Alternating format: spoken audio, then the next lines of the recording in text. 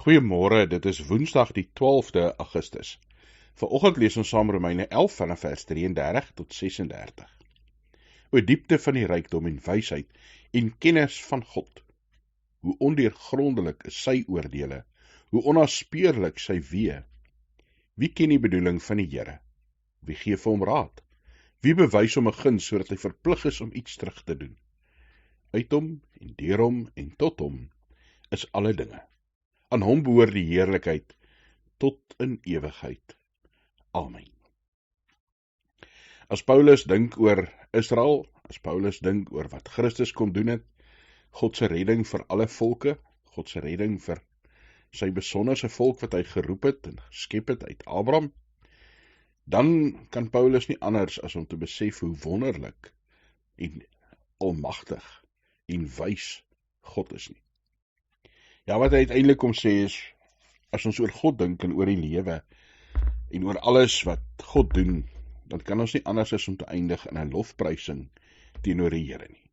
Om te erken dat God se wysheid en God se rykdom en kennis onuitputbaar is. Ja, die diepte daarvan sal mense nooit werklik ken nie. Dat ons God se oordeele, God se wysheid, God se besluite nooit regtig as mense kan verstaan nie.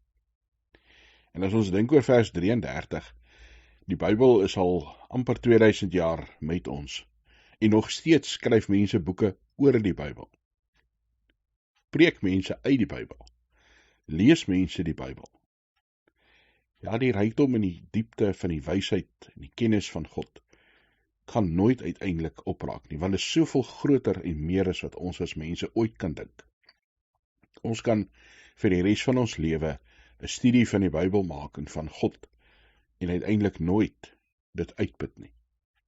Nooit alles sê wat oor God gesê kan word nie. Nooit alles verstaan wat van God verstaan kan word nie. Mag jy hierdie heerlikheid van God in jou lewe ook beleef. Dankie Hemelse Vader, dat U aan ons openbaar. Here, U is soveel groter as wat ons ooit kan verstaan of dink. U is soveel meer as wat ons ooit besef. En tog, Here, is U vir ons lief. Leef ons in 'n verhouding met U, openbaar U sodat ons U kan ken, deur die Gees, deur die Seun as Vader. Here, mag ons vreugde vind in U woord, vreugde vind in ons kennis van U en ons verhouding met U, dat ons daagliks met U vrede en met U krag sal leef. Mag ons ook vir die wêreld gaan vertel van hierdie almagtige, teenwoordige God. Dankie Here dat ons vir U kan vertel van ons eie lewe en dat U luister, dat U 'n Vader is wat omgee vir sy kinders. Daarom plaas ons nood, ons vreugdes, ons hoop, Here, ons hartseer in U hande. Dankie dat ons aan U kan behoort.